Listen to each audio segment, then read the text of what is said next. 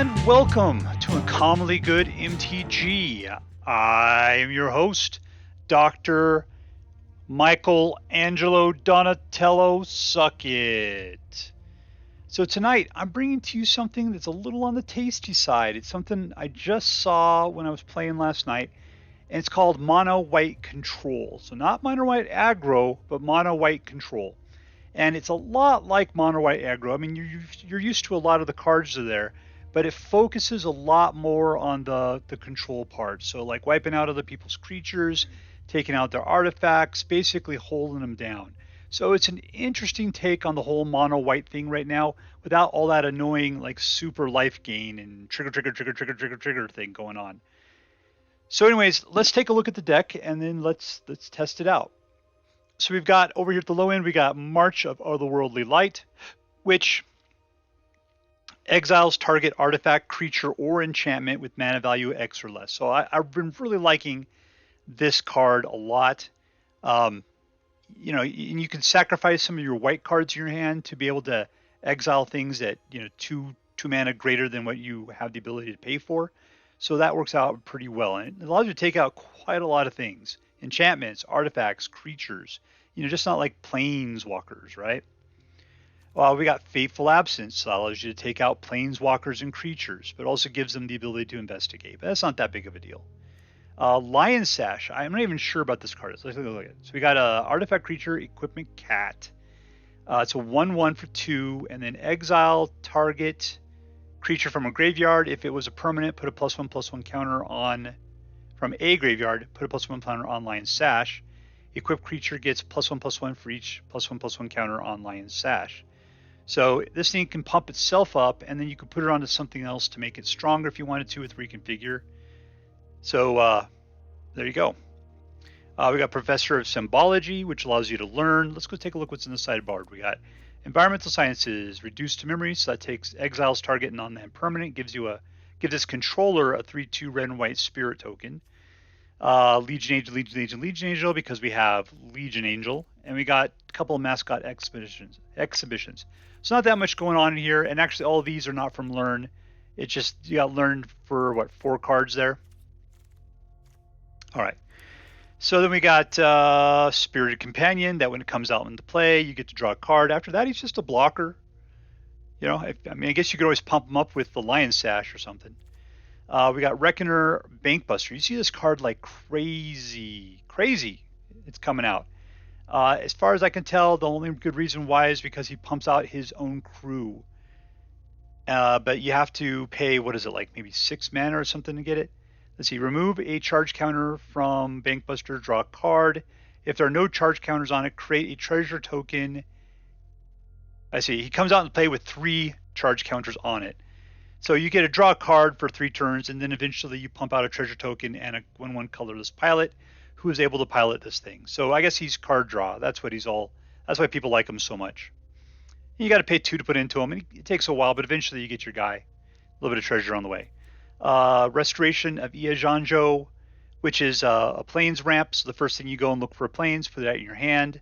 Next thing you get to throw something out from your hand that costs 2 or less into the graveyard, and then you get to take something out of the graveyard and put it into. See, when you may discard a card. When you do, you get to take something with 2 or less from your graveyard and put it in the battlefield. Which is nice, is because this is 2, this is 2, this is 2, this is 2. Those are all permanents right there. So that works out really nicely, right? Then the last thing, you get a 3/4 vigilant dude that puts out color spirit tokens whenever you attack or block. These guys are great. They're really good. I mean, the tokens, whatever, they're just extra dudes. But a 3/4 with vigilance is nice. It only costs you 3. We got Wedding Announcement. I got 2 of these out at the same time. They were pumping out these guys, and then eventually they doubled up on the Glorious Anthem, making them all like 3/3s or whatever. So I had like 5 3/3s all ready to go. That was pretty cool. Legion Angel. So yeah, that one goes into your out of the game, which means into your sideboard, and starts pulling out other Legion Angels. So that just sends a nice chain of them, one after the other. Wandering Emperor is a flashy creature kill that you can only play against tapped creatures, but still awesome. After that, you just start putting out samurai creatures and pumping everything up. So Wandering Emperor is a great aggro white card. We got Doomskar to clear the board. This is why I love this deck, is because of Doomskar and Farewell for just wiping things out. You're just like, look, I'm gonna sit here. We're gonna rope a dope for a while, and then eventually we're gonna wipe the board, and then I'm gonna get my guys out, and they're gonna do some damage. We've got Emeria's Call, which hopefully you can actually save and use for those angels later on, because that way you'll have 8 points of flying damage when everybody else has been wiped out. We got 4 man lands, because that's another thing. You clear the board, use your man lands to attack. Eiganjo, which you use for, you can use as mana, right? But it deals 4 damage to target attacking or blocking creature, and you could pay less if you have legendary things out.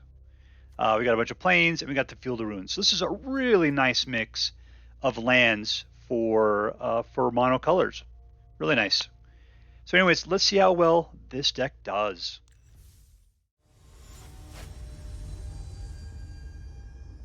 All right, we're playing against Grevil. Grevil Knievel. And we got, well, technically 3 mana, so let's keep it.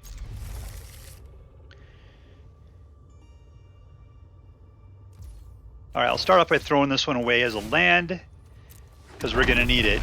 We'll go into the Cave of the Frost Giant on the next one. Throw out our Spirited Companion to draw a card and get... This guy's awesome. If we can throw him away. I don't have the Jajanjos. Can never pronounce that. Here's number 3. We'll put out Wedding Announcement. And then go in for our Canine attack. 1/1s. Alright, I got something that'll take out Planeswalkers. Smoke! Oh, I can't get him.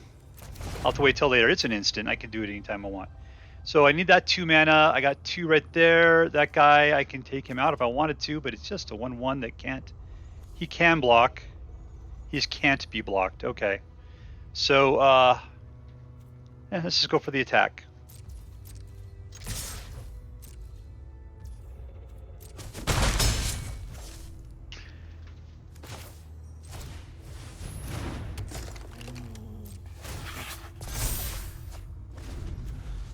Okay, as soon as I get my priority,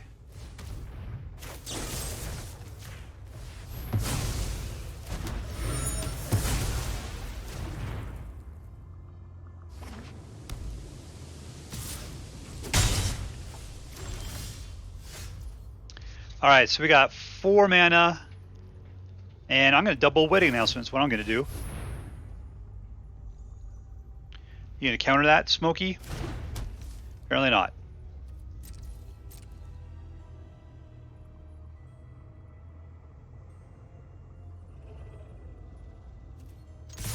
I got some guys. I got some guys. I got some guys. Hey, hey, hey, hey.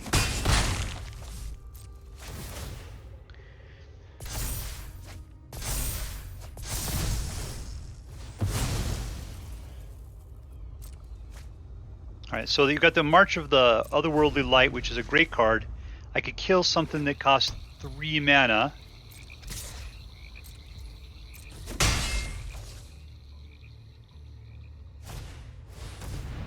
And they're going to wipe it out.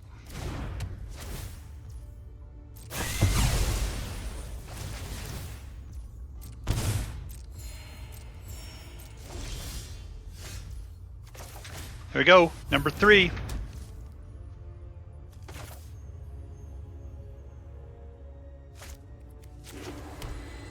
All right, so I got 2 mana left. Let's prep.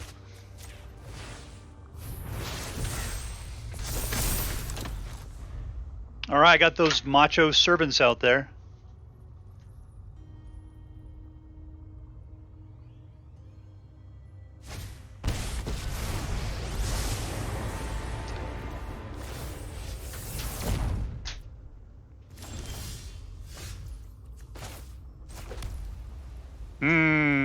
Let's see. Think this is gonna work? Yep.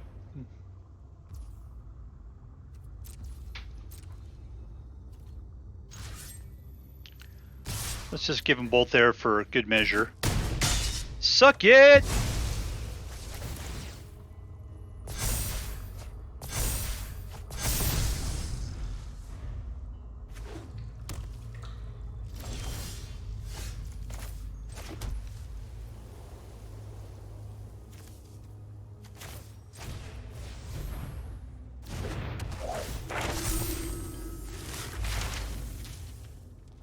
I'm going to go for the Mascot Exhibition.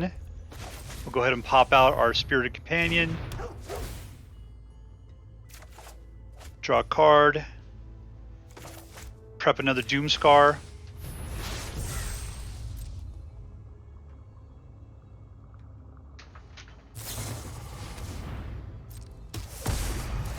I need to take out that meat hook is what I need to do. He's getting too much life from it.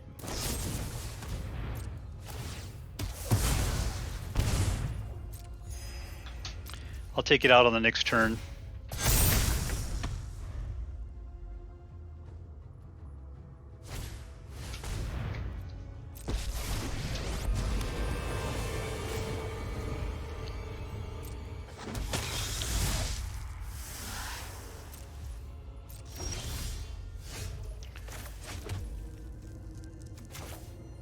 What does this cost? 2?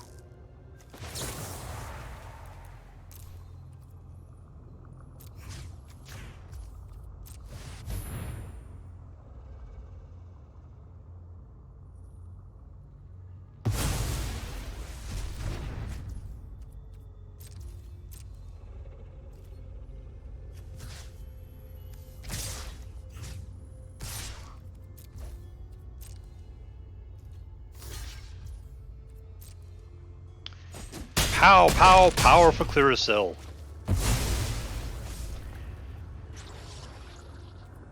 Alright, so I'm holding on to the Wandering Emperor. I mean, I don't think they have the ability to put anything hasty.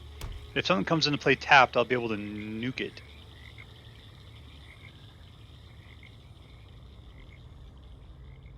The thing I'm mostly concerned with is, like, right now I'm holding back the Mascot Exhibition and pulling them back from the graveyard, which is going to be another... Oh, I was expecting it would be Sereth, or, what the hell is that guy? Sorin.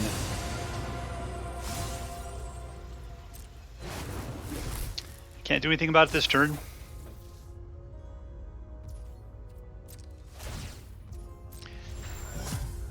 Phase out there, Kiki Jiki. Alright, there, I got your number.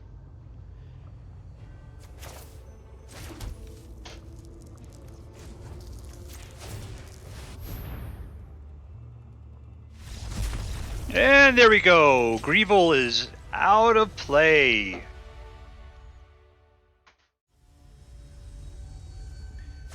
And we're playing with Prunzi. Prunzi. It was awfully funsy. Alright, 2 mana. I always get tricked into 2 mana. I am not going for it. Mulligan! Keep it. In this case, I will get rid of something. I'm going to get rid of this Field of Runes.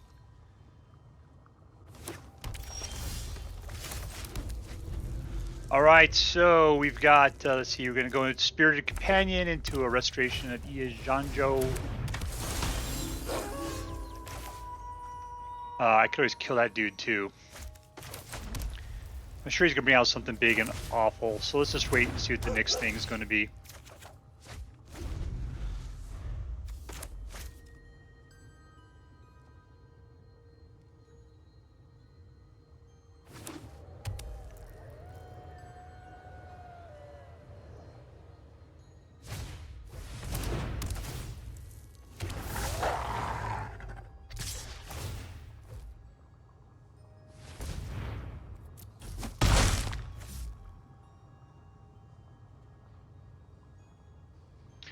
So see, I'm going to be able to drop for 2 here in a second.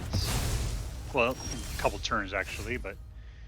Alright, let's see. Here we go. Which means I'll be dropping Spirited Companion.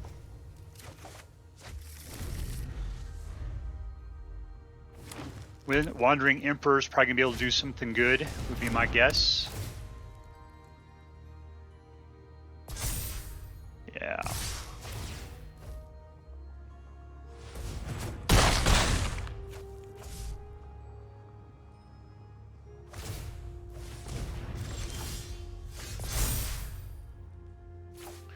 Discard, that's right. Spirited Companion. Here we go. See you later. Yeah, hello.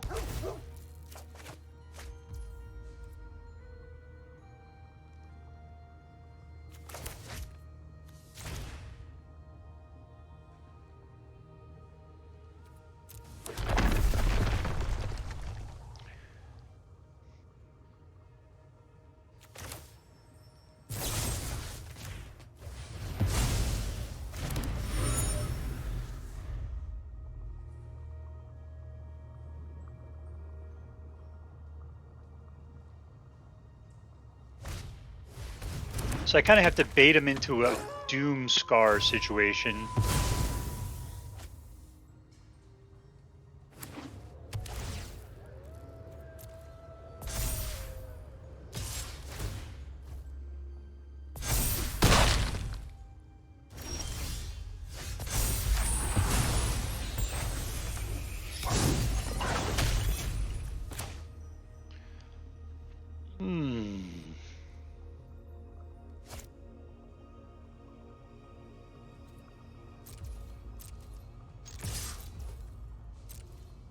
Oh, that's not good. Oh, that's fine then. So let's do this. Take this down. We'll just go ahead and Doomskar at this point. We're getting a little too low on life for me to let this continue.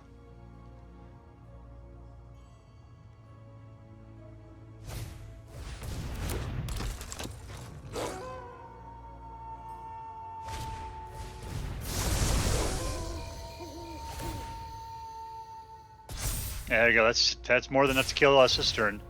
Close. I mean, close. 19 to -2. That's not too close. Well, that's an interesting noise. We're playing against DS01. Deso1. Alright, 2 mana. They're trying to trick us. I like those 3 Doomskars. I was going to keep it.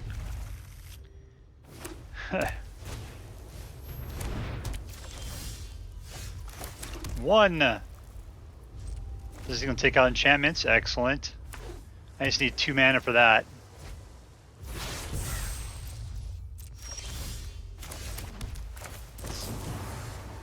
One.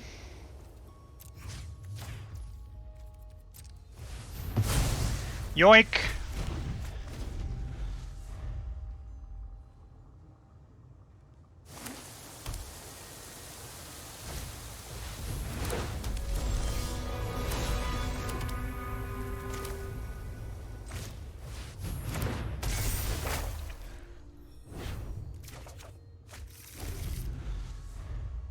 Okay, got nothing to drop on the next turn.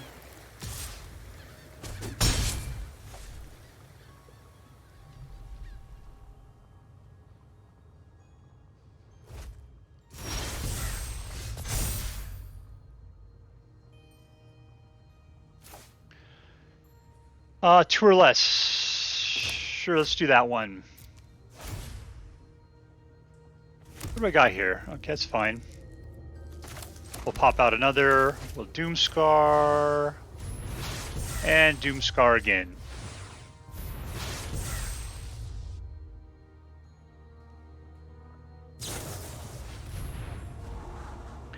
Let's get ready to control. Fish. What is this thing? Oh, it's a elemental.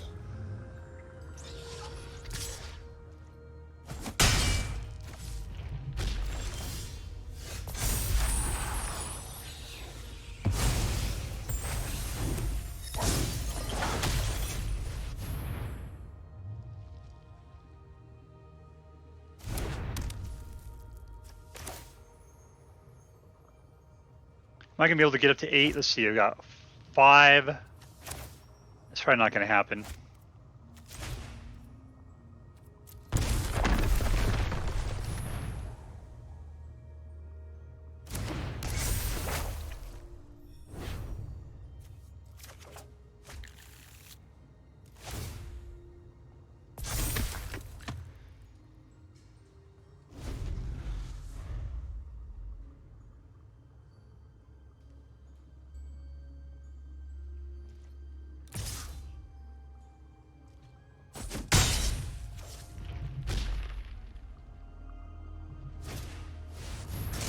No!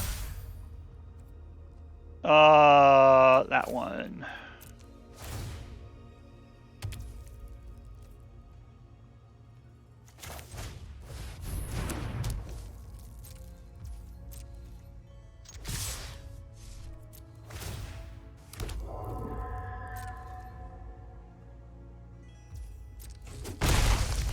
Here's the question. Do I have faith in my guys?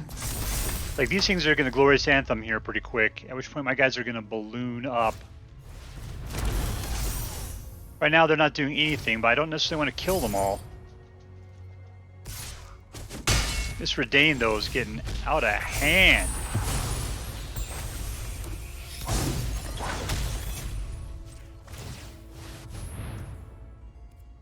That's not going to do me any good. I'm just messing around for no good reason, apparently.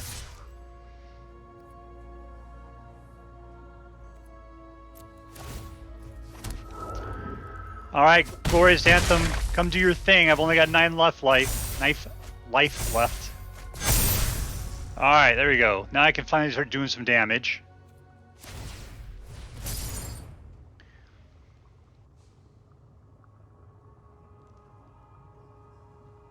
Of course, there's only one. As soon as the other one pops, it'll be able to do 2. I got 5 guys out, so that's 10 from them. Wandering Emperor is not going to be able to get Redain because it doesn't ever tap.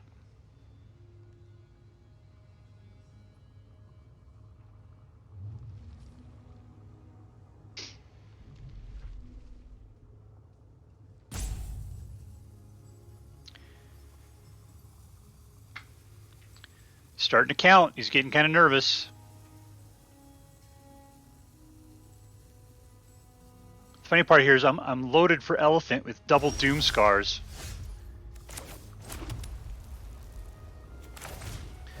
Wheel of Misfortune, turn, turn, turn.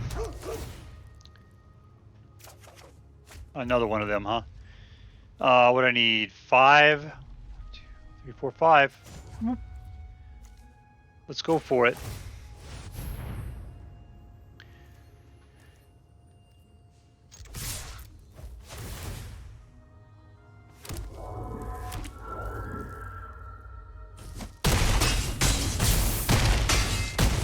Yes! Oh, ho, ho, ho. Yeah, I didn't know what the math was going to do there. Okay, that was mono white control. I got to say, I love mono white control. This was a Dr. Suckit deck right here. You know what it was so nice because, I mean, you're playing mono white, which I like, but you're not playing mono white aggro. My God, I just get so tired of that. In fact, I don't think I've ever filmed myself doing mono white aggro. I'm gonna have to play it eventually. It's at the top of the list. It's probably the best deck out there. But just all of that constant ping, ping, ping, ping, ping, life gain, life lane, plus, plus, plus, plus, plus kind of situation is just so annoying. It is so annoying, and it's very competitive. But this deck allows you to actually play the game, and I guess it's because it's that control. I didn't think I was a control guy, but I mean, a Doomskar just makes me feel safe. So let's talk about what makes this deck so nice. You know what's interesting is like Wedding Announcement. I played with Wedding Announcement a lot, yet for some reason in this deck you get a bunch of Wedding Announcements. And I can tell you having 2 Wedding Announcements out at the same time is fantastic. I've never had that happen before this deck. I don't know why. It should happen. Unless every other card just doesn't want to come out for some reason. But this one, we keep seeing it happen. Having 2 or 3 Wedding Announcements of the same type is just so nice. Because you just spend your time pumping out those tokens. And then if you go +1, +2, +3 on this army of white tokens you got going on. So that is so nice. Plus, with the Restoration card there, you know, you're able to drop all of those 2s, bring them right back into play, beat a land or something else, right? And at the end, you get that guy who's actually pretty beefy and creates those colorless spirit tokens that work so well with Wedding Announcement. These 2 cards just are so synergetic. It's very nice to see. Who else worked out well here? I mean, Spirited Companion. I finally get it. It's not. a whole lot of nothing, but he gets you that extra card, and that's nice to be able to go through your deck just a little bit faster. This guy, you know, I'm sure he's great. I don't like it. I don't like this card. I gotta learn him or something. I don't know. But to me, I'm not a big fan of Reckoner Bankbuster. March of the Otherworld Light, great. Fateful Absence, great. I have never seen Lion Sash do anything, so I can't tell you whether it's good or not. It seems like it should be okay, but everybody always kills it. I kill it. It's just a target, maybe, you know? Wandering Emperor, really good. On that last deck, I mean, whenever you're playing against Vigilance, Wandering Emperor is not so great. And apparently there's a bunch of Vigilance. Doomskar, man, Doomskar is what keeps this deck going. That is the control deck. I mean, I guess you got these two, and Doomskar, and of course Farewell. Of course Farewell. Farewell is like the ultimate. I mean, just look at that. Exiling everything. The only thing you're not taking out is lands. Yeah, but everything else, see you later potentially. Emeria's Call. You know, the worst thing about this card is that you look at it and you're like, I can put out two 4/4 white angel warrior tokens with flying. It's going to be so fantastic. The chance of you actually playing it are so slim. You're going to use it for mana. That's pretty much what it is, and it's not bad. The fact that you can pay 3 life to use it immediately is pretty good. So it has such promise to you when you first get it, but just forget it. You're playing it for land. That's the way it's going to go. Cave of the Frost Dragon. Oh my God, that was so good. You know, the big deal with the Cave, this is the thing I don't like about him. He's a 3/4 flying dragon, and you have to pay 5 every time. So he's really expensive for what you get. Now I guess that's white for you, right? I mean, white is not going to be put out your creatures, and you're not, you know, for cheap. But like was it the Hive Tyrant, the Eye Tyrant Hive or whatever? That thing only costs like 4 to put out, and that doesn't seem that bad for some reason. And it's also like it's a 3/3. So I just feel like this one is so expensive. It's just that extra mana. But still, this makes this deck work, because in a nice control deck, you're going to end up talking to your man lands because everything else is getting wiped out. But at the end, your man lands are sticking around because it's a land, it's a land, it's a land. And then suddenly, I'm not a land, I'm going for somebody's throat. And that flying, that evasion helps you out. Eiganjo, with its ability to take out attacking blocking creatures, yeah, you know, up to 4 points of damage, I can deal with that. And people only play with 1, and I'm not sure why, because you know, you end up using these things. I know it's legendary, you can only put out 1 at a time. I could see definitely putting 2, possibly 3, because they're fast lands as well. So yeah, I think I don't know why we don't play more, personally. I think they're great. I mean, because it's just as good as a plane, except for the fact that you can't play it if there's already 1 out, but you can keep it in your hand as a whatever it is, a sorcery. I don't know how fast that is. So anyways, I'd play more of these potentially. So anyways, this deck is fantastic. I think it's great. Is it super competitive? I don't know. You know, it could potentially go far. It's not really high on the charts, but it could just be because I didn't know that mono white control existed until just recently. I didn't know there was enough white cards to rub together to actually be control until I saw this. I played against it a couple of days ago. At which point I'm just like, look at that. You know, you got that March of Otherworldly Night, you got the Fateful Absence, you got the Doomskar, you got the Farewell. That's 4 cards, which is enough to play control.